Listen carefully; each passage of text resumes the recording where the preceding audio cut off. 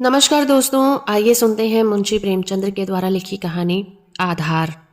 सारे गांव में मथुरा का सा गठीला जवान न था। कोई 20 बरस की उम्र थी। मसें भीग रही थी। गौवें चराता, दूध पीता, कसरत करता, कुश्ती लड़ता था और सारे दिन बांसुरी बजाता हाट में विचारता था। ब्याह हो गया था पर अभी कोई बाल बच्चा न था। घर में कई हल की खेती थी। कई छोटे बड़े भाई थे। वे सब मिलजुल कर खेती बाड़ी करते थे। मथुरा पर सारे गांव को गर्व था। जब उसे जांघे, लगोटे, नाल या मुगंदर के लिए रुपए पैसे की जरूरत पड़ती तो वो तुरंत दे दिए जाते थे। सारे घर की यही एक अभिलाषा थी कि मथुरा पहलवान हो जाए और अखाड़े में अपने सवाई को पछाड़े। इस लाड प्यार से मथुरा जरा टर्रा हो गया था। गाय किसी के खेत में पड़ी है और आप अखाड़े में दंड लगा रहा है। कोई उलाहना देता तो उसकी त्योरियां बदल जाती। गरज कर कहता, जो मन में आवे कर लो। मथुरा तो अखाड़ा छोड़कर हाँकने ना जाएगा। पर उसका डील डॉल देखकर किसी को उससे उलझने की हिम्मत न पड़ती थी। लोग गम खा जाते। गर्मियों के दिन थे। ताल तलैया सूखी पड़ी थी। जोरों की लू चलने लगी थी। गांव में कहीं से एक सांड आ निकला और गौवों के साथ हो लिया। सारे दिन गौवों के साथ रहता। रात को बस्ती में घुस आता और खूंटों से बंधे बैलों को सींगों से मारता।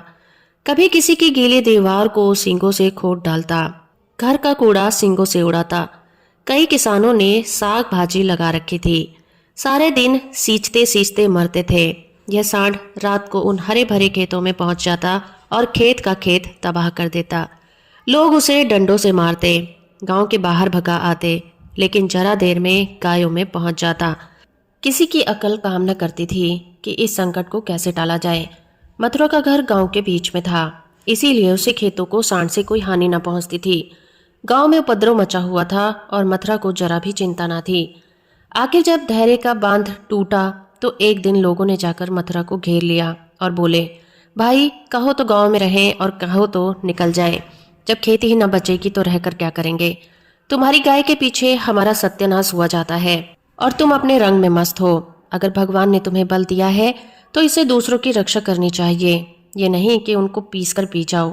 सांड तुम्हारी गायों के कारण आता है और उसे भगाना तुम्हारा काम है, लेकिन तुम कानों में तेल डाले बैठे हो, मानो तुमसे कुछ मतलब ही नहीं। मथुरा को उनकी दशा पर दया आ गई। बलवान मनुष्य प्राय दयालु होता है। बोला, अच्छा जाओ, आज हम सांड को भगा देंगे।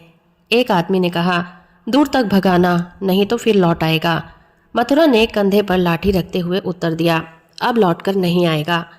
चिलचिलाती धूप थी। मथुरा सांड को भगाए लिया जाता था। दोनों पसीने से तर थे। सांड बार बार गांव की ओर घूमने की चेष्टा करता, लेकिन मथुरा का इरादा उसको ताड़कर दूर की ओर अपनी राह पकड़ाना था। सांड क्रोध से उन्मत्त होकर कभी कभी पीछे मुड़कर मथुरा पर तोड़ करना चाहता था, लेकिन उस समय मथुरा बचकर बगल से ताबड़तोड़ इतनी लाठियां जमाता कि सांड को फिर भागना पड़ता। कभी दोनों अरहर के खेतों में दौड़ते तो कभी झाड़ियों में।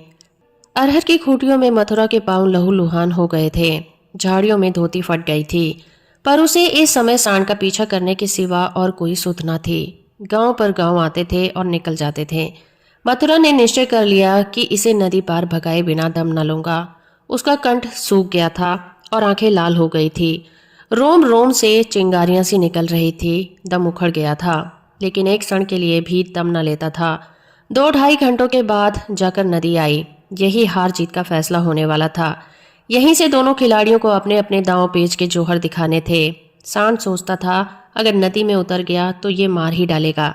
एक बार जान लड़ाकर दौड़ने की कोशिश करनी चाहिए।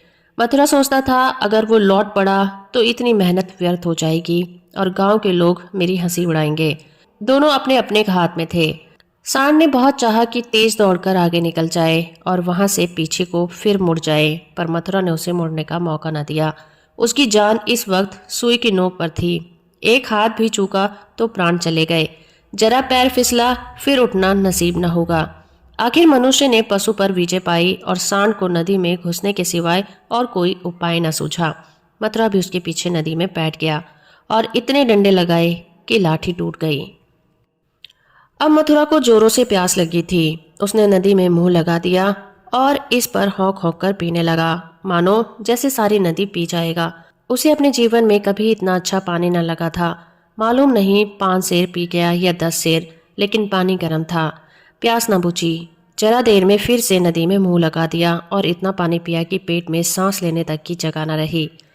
तब गीली धोती कंधे पर डालकर घर की ओर चल दिया। लेकिन 10 ही 5 पग चला होगा कि पेट में मीठा मीठा दर्द होने लगा। उसने सोचा, दौड़कर पानी पीने से ऐसा दर्द अक्सर हो जाता है, जरा देर में दूर हो जाएगा। लेकिन दर्द बढ़ने लगा और मथुरा का आगे जाना कठिन हो गया। वो एक पेड़ के नीचे बैठ गया और दर्द से बेचैन होकर जमीन पर लोटने लगा। कभी पेट को दबाता, कभी खड़ा हो जाता तो कभी बैठ जाता, पर दर्द बढ़ता ही जाता था। अंत में उसने जोर जोर से कराहना और रोना शुरू कर दिया। पर वहाँ कौन बैठा था जो उसकी खबर लेता। दूर तक कोई गांव नहीं, न आदमी न आदमजात। बेचारा दोपहरी के सन्नाटे में तड़प तड़प कर मर गया। हम कड़े से कड़ा घाव सह सकते हैं, लेकिन जरा सा भी व्यतिक्रम नहीं सहा जाता। वहीं देव का सा जवान जो कोसों तक सांड को भगाता चला जाता था, तत्वों के विरोध का एक वार भी न सह सका। कौन जानता था कि वो दौड़ किसके लिए मौत की दौड़ होगी। कौन जानता था कि मौत ही सांड का रूप धरकर उसे यूं ही नचा रही थी। कौन जानता था कि जल जिसके बिना उसके प्राण ओठों पर आ गए थे, उसके लिए विष का काम करेगा। संध्या समय उसके घर वाले उसे ढूंढते हुए आए। देखा तो वो अनंत विश्राम में मगन था। 1 महीना गुजर गया। गांव वाले अपने काम धंधे में लग गए। घर वालों ने रो धोकर सब्र कर लिया, पर अभागिनी विधवा के आंसू कैसे पुछते। वो हरदम रोती रहती, आंखें चाहे बंद भी हो जाती, पर हृदय नित्य रोता रहता था। इस घर में अब कैसे निर्वाह होगा, किस आधार पर जीऊंगी। अपने लिए जीना या तो महात्माओं को आता है या फिर लंपटों को। अनूपा को ये कला मालूम ना थी। उसके लिए तो जीवन का आधार चाहिए था, जिसे वो अपना सर्वस्व समझे, जिसके लिए वो जिए और जिस पर वो घमंड करे।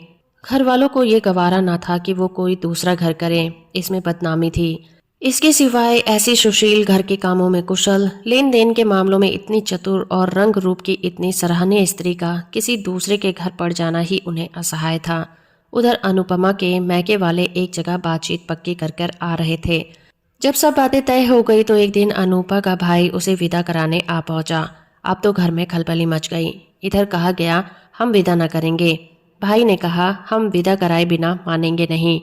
गांव के आदमी जमा हो गए, पंचायत होने लगी। ये निश्चय हुआ कि अनूपा पर ही छोड़ दिया जाए, जी चाहा तो रहे। यहाँ वालों को विश्वास था कि अनूपा इतनी जल्दी दूसरा घर करने को राजी नहीं होगी। 2-4 बार ऐसा कह भी चुकी थी, लेकिन इस वक्त जो पूछा गया तो वह जाने को तैयार थी। आखिर उसकी विदाई का सामान होने लगा।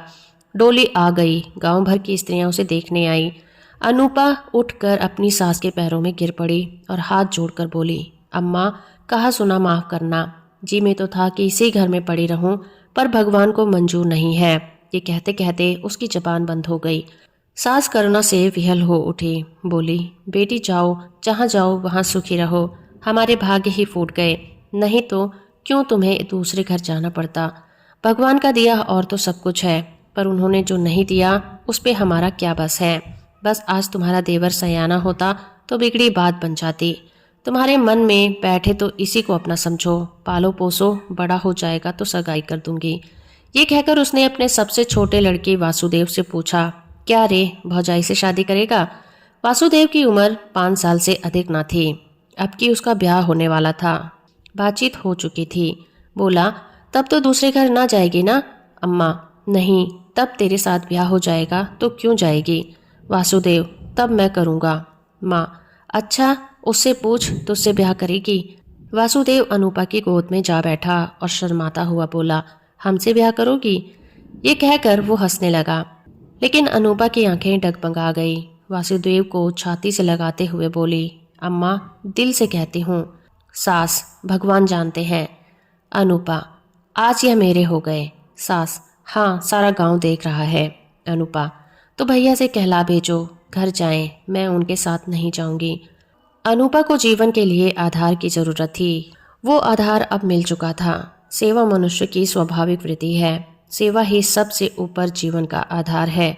अनूपा ने वासुदेव को लालन पोषण शुरू कर दिया। उपटन और तेल लगाती, दूध रोटी मल मल के खिलाती। आप तालाब नहाने जाती तो उसे भी नहलाती, खेत में जाती तो उसे भी साथ ले जाती। थोड़े ही दिनों में उससे हिल मिल गया कि एक क्षण भी उसे ना छोड़ता था। माँ को भूल गया।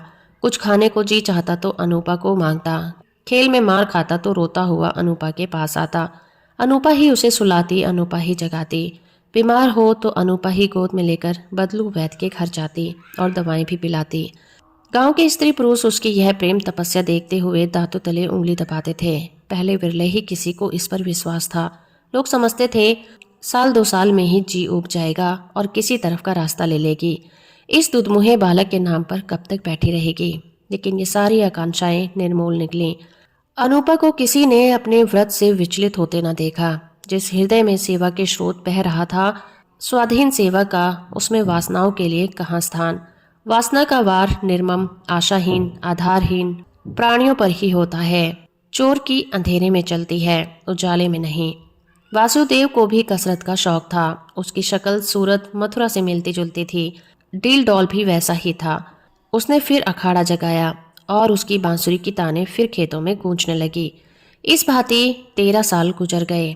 वासुदेव और अनूपा में सगाई की तैयारी होने लगी। लेकिन ये अनूपा वो अनूपा न थी जिसने 14 साल पहले वासुदेव को पति के भाव से देखा था। अब उसके भाव का स्थान मातृ भाव ने ले लिया था। इधर कुछ दिनों से वो गहरे सोच में डूबी रहती थी। सगाई के दिन जैसे जैसे निकट आते थे उसका दिल बैठा जाता था। अपने जीवन में इतने बड़े परिवर्तन की कल्पना ही उसे कलेजा दहका देती थी। जिसे बालक की भांति पाला पोसा उसे पति बनाते हुए लज्जा से उसका मुख लाल हो जाता था। द्वार पर नगाड़ा बज रहा था। बिरादरी के लोग जमा हो गए थे। घर में गाना भी हो रहा था। आज सगाई की तिथि थी। सहसा अनूपा ने जाकर सास से कहा, अम्मा मैं लाज से मरी जा रही हूँ। सास ने भौचक्की होकर पूछा, क्यों बेटी, क्या है? अनूपा, मैं सगाई ना करूँगी। सास, कैसी बातें करती है बेटी, सारी तैयारी हो गई है, लोग सुनेंगे तो क्या कहेंगे? अनूपा, जो चाहे सो कहें। जिसके नाम पर 14 साल बैठी रही उसी के नाम पर अब भी बैठी रहूंगी। मैंने समझा था मर्द के बिना औरत से रहा न जाता होगा। मेरी तो भगवान ने इज्जत आबरू निभा दी। अब नई उम्र के दिन कट गए तो अब कौन चिंता है।